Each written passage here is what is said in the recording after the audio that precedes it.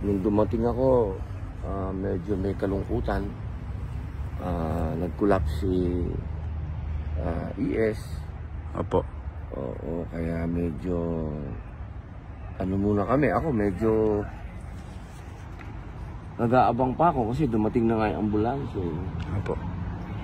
Yun muna, nandito naman ako araw-araw para antayin yung aking pagpasok na ma-approvean. Opo. Sa ngayon, yan ang nangyari. Dumating yung ambulansya kasi nag-collapse si ES. Alam nyo, sa airport pa lang kasi, nang dumating sila, nag-collapse na siya. Siyempre, yung haba ng biyahe. Ipagdasal natin itong mga kababayan natin na matatanda na. Isipin din natin yung kanilang mga kalagayan. Siyempre, marami na din yung mga tinatawag na maintenance ba. May mga pahingang kailangan yan. Siyempre, sa ngayon, nung dumating na to, biglaan to, pagpupunta ka pa sa lugar na pagkalamig-lamig.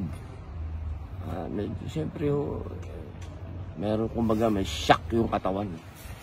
Pasalamat na lang po tayo. Medyo maganda yung mga medical service dito sa The Hague, sa Netherlands. Mabilis yung responde ng, ayun, may ambulansya na, may doktor na. Katunayan nga ako, binalik sa loob eh. Siguro, may ospital sila dyan sa loob siguro. Doon na kagad titingnan kung may nangyari. Tumama ba yung ulo o ano.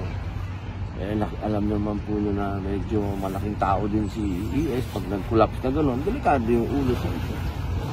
Kaya po, shock pa po tayo. Pasensya na po kayo, shock pa po tayo. Salamat po.